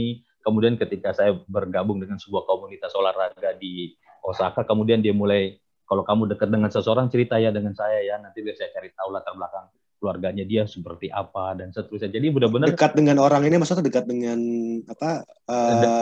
Saya punya katakanlah teman dekat cewek ya, pacar ya. Pacar kayak begitu. Dia sampai nanti saya cari tahu gitu ya? Keluarga mereka baik-baik apa enggak gitu. Orang tuanya kerja di mana gitu. Jadi dia si Takemi Urasan ini jadi kayak ayah bagi saya selama saya di Jepang begitu. Jadi ini konsep oyabun-kobunnya yang saya pahami dan benar-benar terjadi ketika saya alami di sana gitu Pak. Sampai sekarang hubungan baik itu masih terjaga sampai sekarang atau gimana? Tahun 2016 saya ke Osaka terakhir ketemu, masih ada kontak sekali dengan beliau. Sudah sangat tua ya. Oke. Memang jarak umurnya memang juga cukup jauh ya Pak ya? Iya, jauh. Oke, benar. Nah, mungkin kita cukupkan dulu untuk sesi diskusi kita ini. Tapi kita akan mulai ke sesi Q&A ya dengan teman-teman. Karena tadi saya intip di Padlet sudah ada beberapa pertanyaan. Nah, teman-teman yang lain sebelum saya mulai bacakan pertanyaannya, teman-teman kalau ada pertanyaan baik untuk Pak Rudi maupun untuk Andy terkait dengan tema kita di hari ini, teman-teman bisa langsung klik Padlet. Linknya ada di kolom chat di Zoom ini. Nah, teman-teman bisa ketik pertanyaan di sana. Nanti saya akan bacakan pertanyaannya. Oke. Sambil menunggu pertanyaan yang lain, saya bacakan dulu pertanyaan yang sudah masuk ya. Ini kebetulan pertanyaan pertama ini sebetulnya masih nyambung dengan pertanyaan tadi tentang oyabun dan kobun, Pak Rudi. Nah, dia jadi ini ingin lebih tahu lebih jauh tentang oyabun dan kobun ini. Apakah oyabun dan kobun ini bisa dibilang seperti hubungan mentorship gitu, jadi mentor dengan apprentice-nya seperti itu atau begini? Atau malah lebih dari itu? Ya, lebih dari itu. Saya bisa mengatakan lebih dari itu ya Pak Adi ya. Tadi juga saya tambahkan bahkan Murata seorang ahli pakar juga mengatakan bahwa hubungan ini memang bukan sekedar atasan bawahan yang memberikan perintah, kemudian perintah itu dieksekusi, bukan hanya seperti itu gitu. Bahkan kehidupan di luar pekerjaan pun mereka mempunyai hubungan yang seperti ayah dan anak begitu, di mana senior ini berperan sebagai ayah untuk si juniornya ini gitu. Jadi hubungannya benar-benar memang dekat, sehingga ketika si atasan sebagai oyabung ini juga punya problem, si kobung bersedia membantu begitu. Padahal ini kan kalau katakanlah kita orang Indonesia, saya dan Pak Adi atasan bawahan, tapi kalau setelah di luar pekerjaan, pamannya Pak Adi ada rencana pindah rumah gitu, apakah saya mau membantu? Kalau di Indonesia kan belum tentu begitu. Tetapi kalau dalam konsep oyabung di Jepang, bawahan bisa akan otomatis kebantu ya. Otomatis akan membantu. Nah, tadi hubungannya apakah mentorship seperti itu, bahkan mungkin lebih dari itu gitu Pak. Nah ini ada pertanyaan lanjutan ini. Sebetulnya pertanyaan lanjutannya dari saya sih.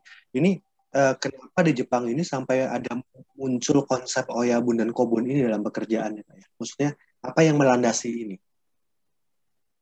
Kalau kita lihat kembali sejarah Jepang, Joge Kanki ini kan hubungan atasan bawah ini kan tidak semata-mata muncul tiba-tiba ketika pabrik atau industri berkembang di Jepang. Betul. Kalau kita lihat ratusan lalu kan bagaimana sistem feodalisme itu dari membuat bahwa rakyat sangat loyal terhadap daimyo-nya, tetapi kan daimyo juga melindungi rakyatnya begitu. Yeah. Nah, dasar hubungan inilah konsep dasar inilah yang dibawa ke dalam konsep hubungan oyabun kobun menurut saya. Oke. Itu menarik sih karena ini apa namanya? Uh, karena sebetulnya saya juga merasakan sendiri sih sebetulnya pengalaman Oyamun dan Kobun ini. Jadi sedikit banyak saya bisa relate ke apa yang kita bahas. Nah, oke, kita masuk ke pertanyaan selanjutnya nih. Ini bisa ke Pak Rudi, bisa juga ke Edi. Ini tentang penilaian tentang apa namanya praktik urutan duduk tadi. Ya, tentang praktik urutan duduk itu ketika misalnya kita seperti case-nya Pak Rudi tadi ya, ketika Pak Rudi di perusahaannya itu apa melakukan salah itu ketika misalnya kita melakukan kesalahan seperti itu, apakah hubungan dalam perusahaan maupun antar perusahaan itu akan langsung memburuk ataukah apa ada semacam batas kewajarannya untuk melakukan kesalahan menurut orang Jepang? Misalnya kayak oh ya dia memang apa namanya bukan orang Jepang, jadi apa masih di dalam tanda kutip ditolerir dulu kayak gitu. Apakah ada seperti itu, Pak? Ya, ya. Jadi kalau berdasarkan pengalaman saya memang ada toleransi di situ ya. Mereka mengatakan ya maklum mungkin orang asing begitu. Tetapi saya juga pernah melihat orang Jepang yang salah dalam posisi duduk juga mereka mentoleransi tapi dengan memang sedikit dalam tanda kutip memaksa orang ini sampai meminta maaf untuk menunduknya sampai Anda minta maaf gitu, Anda salah menempatkan tamu Anda gitu, Anda kurang ajar terhadap tamu kita gitu. Jadi ada toleransi di situ, tetapi harus diimbangi dengan permintaan maaf yang serius begitu. Waktu itu Pak Rudi sampai seperti itu Pak atau gimana? Enggak, kalau yang saya lihat ini justru kami datang sebagai klien ya yang sedang dijamu. Kemudian orang yang menjemput kita ini, yang menjamu kita ini yang salah menempatkan posisi kita tim tamu begitu. Nah, waktu itu posisinya gimana? Kita hadir sebagai klien kan, jadi atasan dari orang yang salah menempatkan itu sampai ikut nunduk tuh sampai ikut nundukin punggungnya, ayo minta maaf gitu. Jadi mereka meminta maaf kita. Kemudian satu saya bilang iya nggak apa-apa gitu. Jadi memang case-nya pada waktu itu memang pas kebetulan posisinya timnya Pak Rudi pas lagi jadi kliennya ya, bukan yang jadi kliennya, bukan yang hostnya ya, bukan yang mengundang bukan ya. yang host ya, bukan. Untungnya kliennya Pak ya, masih klien, lebih gitu. aman ya Pak ya. Lebih aman gitu. Tetapi di pihak klien juga ada sedikit jadi merasa terbeban karena ada kesalahan kecil ini gitu. Ya. Nah, hal-hal inilah yang harus dihindari dengan pemahaman posisi duduk tadi gitu. Kalau Andy gimana? Ada pengalaman kayak gini juga nggak di perusahaannya? Kalau saya sendiri sih kebanyakan untuk kliennya datang langsung ke kantor kita ya. Jadi kita sebagai pihak penerima. Dan untuk posisi duduk sih karena sudah ada pemahaman dasarnya. Jadi sudah tahu gitu untuk posisi duduknya ini di mana. Untuk tamu jabatannya yang akan datang itu siapa aja. Nanti setelah dapat kartu nama kan tahu untuk namanya siapa, jabatannya siapa, bisa ini yang ini untuk posisi ini duduknya. Jadi ini ya betul. Oke. Nah, ini ada pertanyaan lanjutan yang berkaitan tentang urutan duduk juga. Sebentar ya. Mana tadi? Nah, tentang urutan duduk ini, apakah ini juga berlaku untuk perusahaan-perusahaan dari luar yang memiliki hubungan dengan perusahaan Jepang? Jadi misalnya mereka ada kerjasama dengan perusahaan non Jepang kayak gitu. Nah, apakah ketika mengundang itu atau ketika diundang, apakah aturan ini juga masih berlaku atau gimana? Ini tergantung konteks ya. Siapa yang mengundang? Katakanlah begini, perusahaan Indonesia yang mengundang perusahaan Jepang. Kalau itu sebaiknya kita perusahaan Indonesia memahami. Kalau di kita mungkin tidak perlu diatur tempat duduknya, tetapi untuk tim tamu Jepangnya mungkin kita perlu atur posisinya gitu. Tapi kalau sebaliknya perusahaan Jepang yang mengundang perusahaan Indonesia, pada umumnya perusahaan Jepang akan memaklumi ya? Gitu bahwa ya sebaiknya langsung Saco Anda di sini ya gitu. Karena mereka akan tahu bahwa kita memiliki perbedaan budaya. Ya. Kalau Andy ada pengalaman ini tentang ini juga. Kenapa Pak? Kenapa Rudi? Maaf. Itu saya juga alami waktu kerja di perusahaan Jepang di Indonesia ketika meeting dengan perusahaan Jepang yang ada di Indonesia juga gitu. kebetulan suppliernya ini perusahaan kabel, tapi perusahaan kabel Indonesia lokal gitu. Dan mereka tidak menempatkan posisi duduk dengan baik gitu. Sehingga saya mencoba menjembatani gitu. Ketika orang yang saya kenal itu saya tanya gitu, yang jadi atasan Anda dari rombongan Anda ini yang paling tinggi posisinya siapa gitu. Ini sebaiknya duduk berhadapan dengan manajer saya gitu. Itu waktu itu fine-fine aja ya Pak ya, nggak masalah ya, lancar ya? Fine sih, ya lancar. Oke. Kalau Andy gimana? Kalau dari kita, seperti yang tadi saya sudah bilang, karena perusahaan kami itu sebagai pihak penerima tamu. Kalau perusahaan Jepang itu seperti biasa, sudah diangka yang datang itu perusahaan diaturkan untuk posisi yang paling tinggi, ada tempat duduknya, sudah diatur. Kalau misalnya yang datang itu perusahaan Indonesia, ya kita sesuaikan dengan budaya orang Indonesia. Jadi untuk ngobrol langsung dengan perusahaan Indonesia ya tidak diatur tempat duduknya. Paling dibukakan saja pintu untuk. Oke. Nah, sebentar, ini sepertinya sinyal saya agak terganggu sih. Ini sebentar ya. Oke. Suara saya terdengar jelas nggak atau putus-putus? Jelas, Pak Adi, jelas. Oh, jelas ya, oke. Terdengar jelas. Oke. Selanjutnya, ini masih tentang praktik duduk. Nah,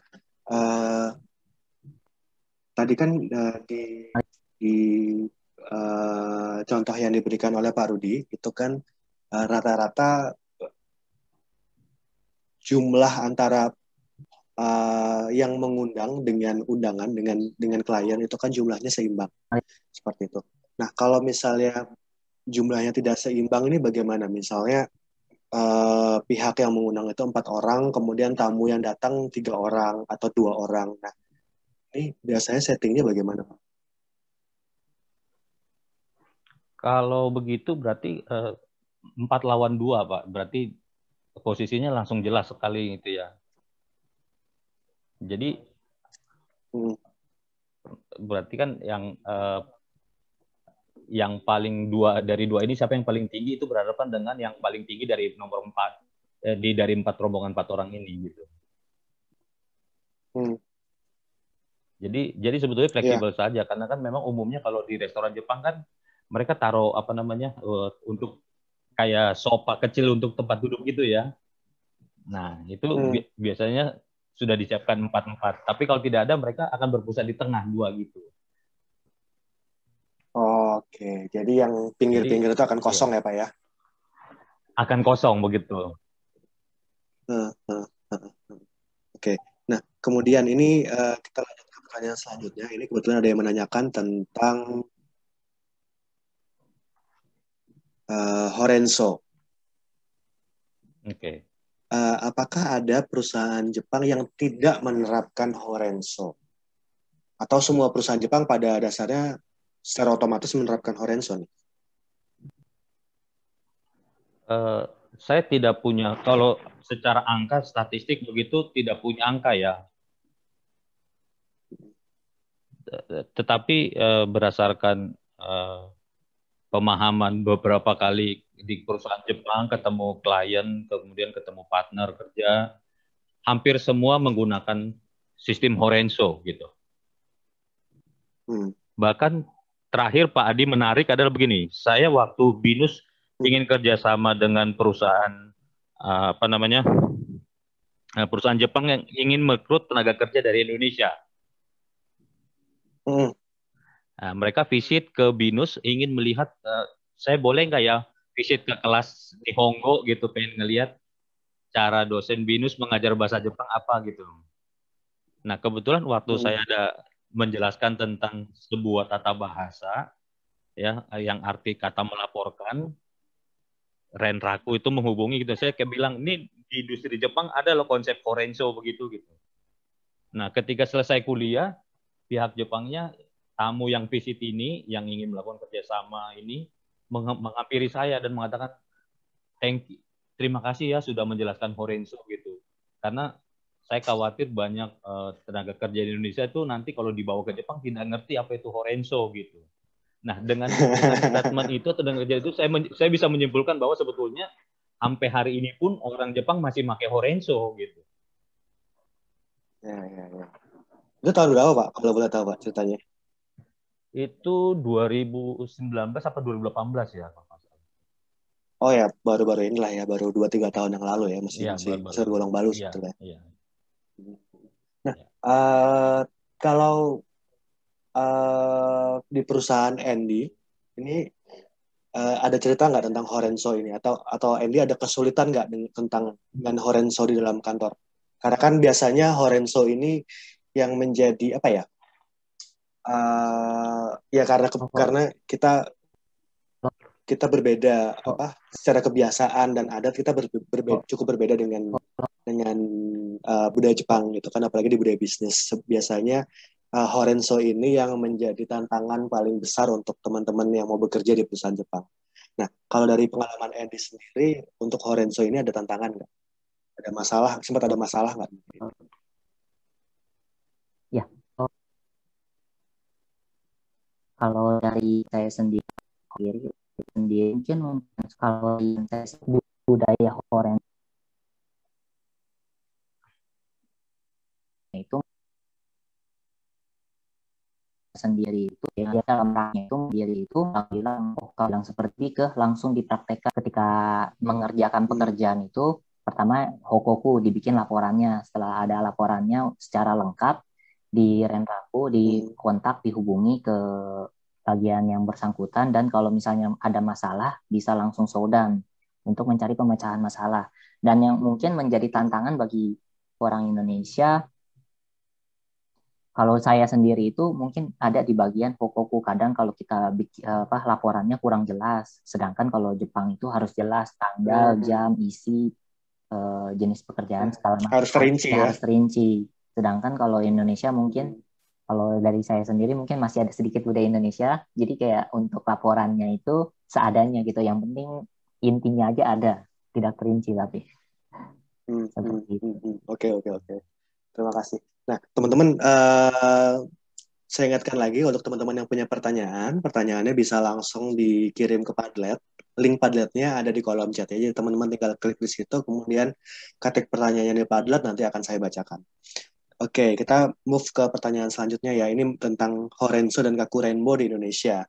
Pak Rudi, apakah sistem Horenso atau Kakurenbo ini cocok diterapkan di Indonesia? Kalau memang iya, kira-kira mana sistem yang lebih cocok untuk diterapkan di perusahaan Indonesia? Apakah Horenso atau Kakurenbo? Kalau menurut saya sih Horenso ya.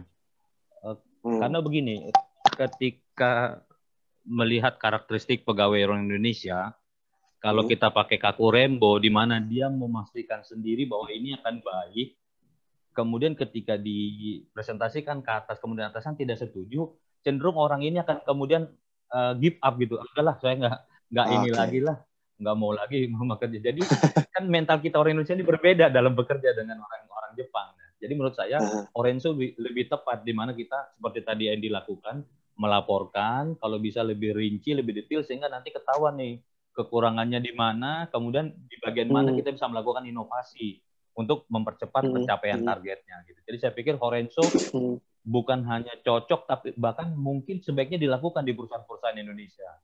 Karena kadang kalau di kita Indonesia, yang penting gue kerjalah gitu kan, seperti tadi Edi ceritakan, yang penting bikin laporan sekedar ada gitu. Padahal harusnya di situ poin-poin pentingnya, termasuk kelemahan hari ini apa, sebaiknya dituliskan dengan baik, sehingga nanti penerapan Horenso-nya ini bisa mengembangkan kitanya sendiri sebagai karyawan. Ketika kita berkembang sebagai karyawan, tentunya industri tempat kita bekerja pun akan berkembang. Gitu. Kan mulai dari individu maju, kelompok kecil maju, kelompok besar maju, kemudian perusahaan ini maju. Gitu. Justru sebenarnya itu malah menjadi ini ya Pak ya, malah menjadi evaluasi, baik itu evaluasi diri sendiri sebagai staf di perusahaan tersebut maupun evaluasi bagi perusahaan itu secara keseluruhan ya Pak ya. Ya. Jadi kalau saya boleh menambahkan Pak Adi, ketika saya masuk BINUS juga saya menemukan Horenzo ini terjadi di BINUS gitu.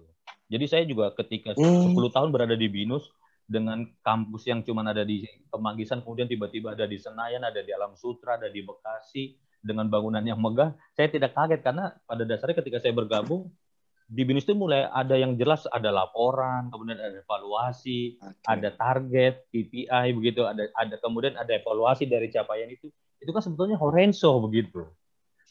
Ya. Itu sebenarnya sudah merupakan satu apa namanya? Sudah menerapkan Horenzo itu tadi ya. Ya, secara betul. Tidak langsung kan gitu. Oke. Nah, ini masih lanjut tentang Horenzo juga. Ini tentang sebenarnya lebih tentang Kaku Rainbow sih. Jadi ini bertanya tentang lebih efektif mana sih Horenzo atau Kaku Rainbow, karena selama saya bekerja di 4 perusahaan Jepang yang berbeda di Indonesia, belum ada yang menerapkan Kaku Rainbow ini.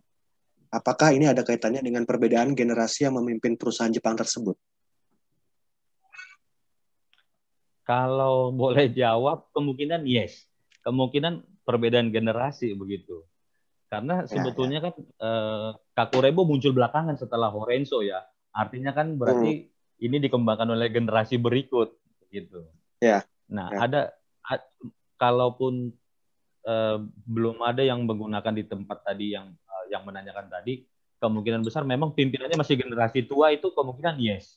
Ya, kalau memang dia kalau bisa memberikan data lebih detail bahwa Sacho-nya, katakanlah Sacho di tempat perusahaan dia bekerja ini rata-rata di atas usia 60 atau 70, bisa jadi mereka tidak menekankan Kaku Rainbow, mereka lebih fokus pada Horenzo gitu. Karena tadi Kaku Rainbow penekanannya adalah pada Kakunin gitu. Jadi daripada sekedar bersodang, berkonsultasi, Anda lebih baik memastikan dulu dari Andanya, sehingga nanti pimpinan itu hanya tinggal mengatakan yes or no gitu. Sehingga dianggap pengembangan sumber daya manusianya itu lebih berjalan dengan sistem Kakuning tadi dibandingkan dengan sistem sodang, di mana sodang ada kecenderungan lama-lama itu menunggu instruksi dari pimpinan begitu. Kalau jadi Kaku Rainbow ya. Gimana, maaf, silakan Pak. Jadi kalau saya lihat beberapa artikel-artikel terbaru, memang rata-rata Kaku Rainbow memang di perusahaan-perusahaan yang lebih modern ya, dipimpin oleh anak-anak yang lebih pimpinannya lebih muda. Oke. Kalau dari Andy sendiri gimana? Apakah praktik Kaku Rainbow ini sudah dilakukan di perusahaan Andy atau bagaimana?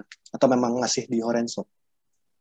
Kalau dari saya pribadi, jujur untuk Kaku Rainbow sendiri mungkin baru tahu hari ini ya. Jadi sebelum-sebelumnya belum ada pengetahuan tentang Kaku Rainbow. Tapi setelah mendapatkan penjelasan dari Pak Rudi terkait Kaku Rainbow, terus saya berpikir kembali, ternyata ada satu kesempatan di mana ketika saya sedang menerapkan Horenzo ke atasan saya, ketika saya sudah bikin laporan, saya sudah renraku dan saya sodan ke mereka tentang ternyata untuk kerjaan seperti ini sudah tidak ada yang bisa lagi dikembangkan, stop sampai di sini. Tapi yang ada dari mereka itu malah nanya kembali, ada nggak yang kira-kira masih bisa dikembangkan, ditunggu apa jawabannya dari kamu gitu. Terus ketika saya mendengar itu dan tadi juga mendengarkan penjelasan dari Pak Rudi, mungkin saya berpikir itu secara tidak langsung berhubungan dengan Kaku Rainbow, karena diminta untuk kakunin terlebih dahulu, kakunin nanti setelah dikakunin kira-kira masih ada pekerjaan lain atau ada hal yang masih bisa ditambahkan, baru direndaku dan baru hokuku. Secara tidak langsung menurut saya ada, tapi tidak ditekankan untuk Kaku Rainbow-nya sendiri. Jadi fokusnya mungkin memang masih di Horenzo, tetapi kemudian Kaku Rainbow itu digunakan ketika diperlukan seperti itu ya. Iya, ada sedikit esensinya yang masuk, betul. Ya. Mungkin kebanyakan sih seperti itu ya Pak ya. Mungkin saya nggak tahu nih Pak Rudi, tapi mungkin sebetulnya Kaku Rainbow ini sebetulnya sudah ada di perusahaan Jepang sejak lama, tetapi kemudian itu diformalkan sebagai sebuah Kaku Rainbow-nya ini yang barusan mungkin. Ya. Sepertinya seperti itu ya Pak, tapi esensinya itu sudah ada sebetulnya. Ya kan? Sebetulnya sudah ada, ya. Betul. Karena kalau kita pelajari semua, ini juga Korenso, Kakurembo juga ada kaitannya dengan Kaizen ya, QCC, Quality Circle System gitu. Jadi sebetulnya betul. Satu kesatuan. Nanti kalau kita masuk ke dalam lagi ada sistem Kanban yang menjamin memastikan bahwa proses A sudah selesai sebelum proses B dilanjutkan gitu. Nah ini kan itu takunin gitu. Nah jadi sebetulnya satu kesatuan tapi kemudian diformatkan pada formasi A, formasi B, formasi C dan seterusnya. Oke, ya. Oke. Nah ini ada satu pertanyaan lagi nih. Mungkin ini pertanyaan terakhir kalau nanti tidak ada pertanyaan lagi ke teman-teman. Ini tentang Sodangnya sendiri. Jadi dia cerita bahwa saya pernah bekerja dengan atasan Jepang yang posisinya adalah representative staff. Jadi setiap masalah atau keputusan harus disodang dulu dengan manajemen pusat di Jepang. Dengan kata lain, kita tidak menangani sendiri walaupun hanya masalah-masalah yang sederhana seperti pengadaan barang dan inovasi produk. Jadi apabila pusat menolak mentah-mentah usulan dari kita, beliau tidak bisa berbuat apa-apa. Nah ini bagaimana? Apakah pola bisnis seperti ini bisa dibenarkan? So dalam konteks perusahaan budaya bisnis Jepang ya. Kalau dari sudut pandang perusahaan Jepang itu memang tidak bisa disalahkan gitu. Keputusan semua dari pusat gitu. Ya, jadi karena di sini adalah staf representatif, tentunya memang dia tidak bisa mengambil keputusan dari pusat meskipun ide itu katakanlah menarik gitu ya. Nah, tetapi ini juga jangan lupa ini juga menjadi problem di dalam perusahaan Jepang bagaimana perusahaan-perusahaan Jepang sedikit kecolongan dalam tanda kutip oleh perusahaan Korea gitu. Katakanlah ketika mengambil keputusan Samsung mengeluarkan TV terbaru dengan produk LED terbaru, mereka meeting di level pimpinan itu cukup sampai level katakanlah manajer gitu. Jadi dan ketuk palunya cukup langsung gitu. Tek keluar produk baru. Sementara mungkin kalau di perusahaan TV Jepang stafnya melapor ke staf representatif, ini ada ide ini, kemudian itu idenya dibawa lagi di pusat, kemudian di pusat dirapatkan kembali, kemudian akhirnya pada muncul keputusan tidak jadi gitu, sementara lawan kompetitor sudah memutuskan jadi dan ketika produknya terima masyarakat jadi pukulan telak bagi perusahaan Jepang ya gitu dengan ada sistemnya ini. Jadi suka tidak suka memang keputusan itu menjadi keputusan manajemen di perusahaan tempat beliau bekerja tadi ya gitu. Tapi ada kelemahan juga begitu bahwa ini membuat sebuah produk jadi tidak berkembang padahal idenya menarik umpamanya tapi ditolak oleh pusat seperti itu. Tapi dan padahal idenya itu juga sebetulnya sangat cocok dengan konteks di sini ya. Iya, tapi sistem Hokoku, Renraku Sodangnya ini mengikat mereka menjadi sebuah sistem yang juga menjadi kewajiban mereka juga tidak bisa disalahkan gitu. Tapi ada satu sisi ada kekurangannya menjadi lambat begitu. Iya. Itu kalau di Eni sendiri gimana? Ada pengalaman seperti itu nggak? Kalau dari saya sendiri ya untuk Hokokunya karena memang perusahaannya nggak terlalu besar, jadi langsung dibilangnya langsung ke pusat. Tapi untuk Hokokunya itu bisa cepat karena untuk pusatnya sendiri kita ada satu grup gitu. Memang karena tidak terlalu besar jadi ada grup. Jadi untuk Hokoku kalau misalnya ada ide atau apa segala macam bisa langsung disampaikan dan langsung sampai ke pimpinan gitu, langsung ke posisi paling atas. Mungkin kalau untuk pengambilan keputusannya bisa jadi lebih cepat dibandingkan kalau perusahaan yang memang sudah besar dan untuk untuk saudaranya itu untuk konsultasinya ada banyak step-stepnya jadi lebih lama. Oke, terima kasih Andy. Nah, berarti ini tadi mungkin kalau boleh saya sedikit simpulkan dari Sodang ini tadi, sebetulnya memang salah satu. Kalau dari sisi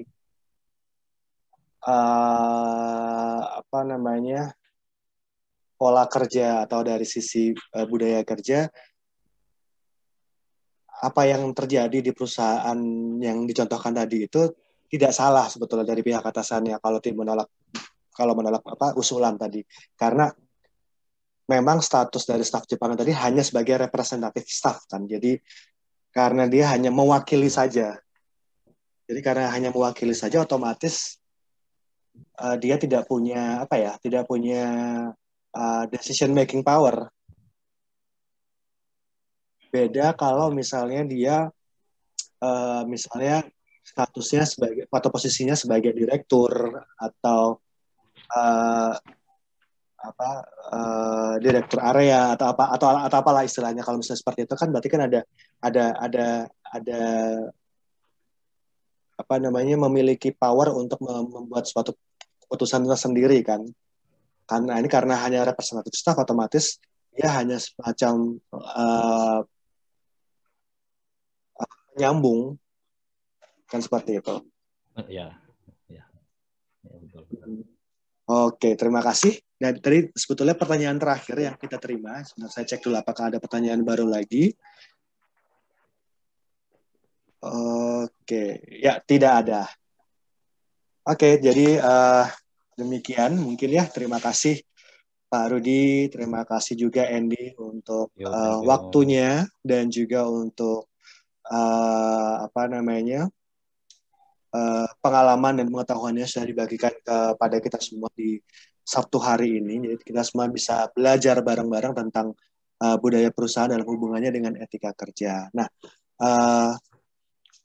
saya juga terima kasih juga untuk teman-teman yang sudah mengirimkan pertanyaannya. Terima kasih banyak untuk setiap pertanyaan yang masuk. Semoga pertanyaan-pertanyaan yang tadi masuk sudah dijawab dengan baik ya. Gitu. Oke. Nah, sebelum closing, kita akan foto bersama dulu. Jadi saya akan minta tolong Bu Daniar untuk membantu untuk foto bersamanya. Terima kasih. Oke, Pak Adi, terima kasih. Bapak Ibu, mohon bantuan untuk menyalakan kamera ya. Kita akan foto bersama dulu sebelum closing. Di layar saya ini ada 6 slide ya, ada 6 kali. Jadi saya akan ambil sekitar 6 kali ya.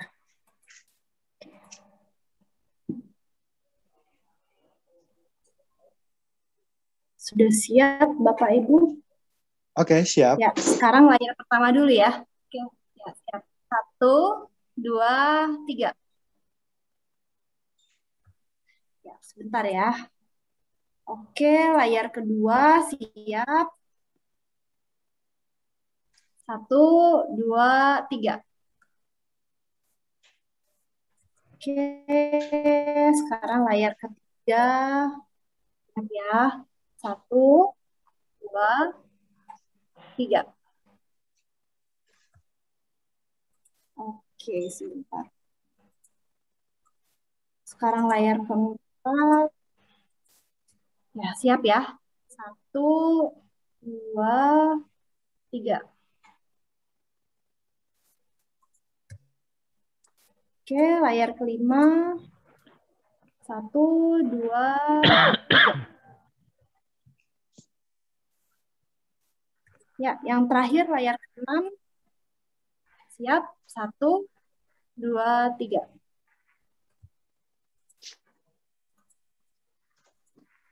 Oke, sudah semua Pak Adi. Silakan saya kembalikan Pak Adi. Oke, terima kasih Bu Daniar. Nah, oke teman-teman, seperti yang tadi telah kami janjikan di awal, bahwa kami akan memberikan sertifikat untuk webinar ini. Jadi teman-teman bisa mendapatkannya setelah mengisi kuesioner yang kami sediakan, dan kuesionernya dapat diakses melalui QR Code atau tautan yang kami sediakan di layar teman-teman saat ini. Jadi teman-teman tolong akses ke situ ya. Nanti setelah mengisi kuesioner, teman-teman akan langsung mendapatkan tautan untuk mendownload e-certificate-nya. Jadi bisa langsung isi. Perlu diperhatikan bahwa kuesioner dan e-certificate ini hanya dapat diakses hingga jam 2 hari ini saja. Seperti itu.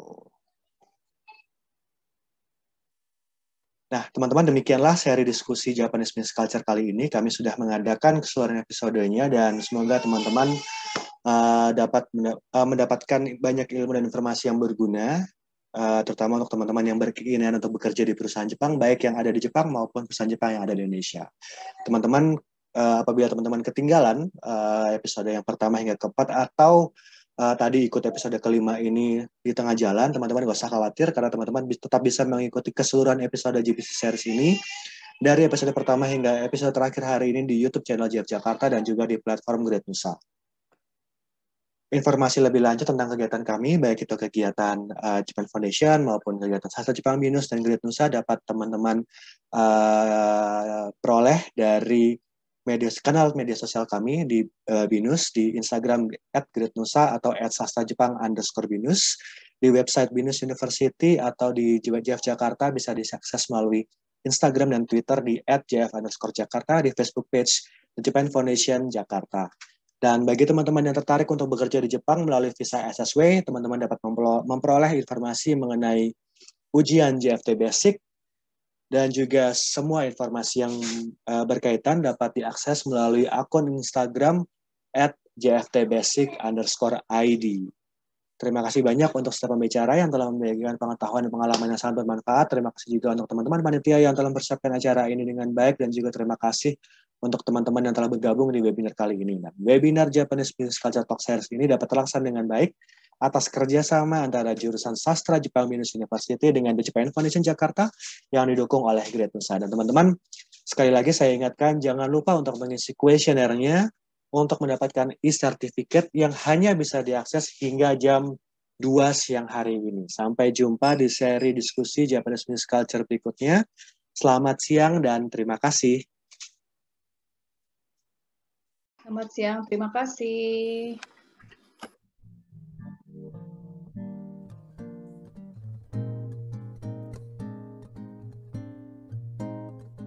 Rudi.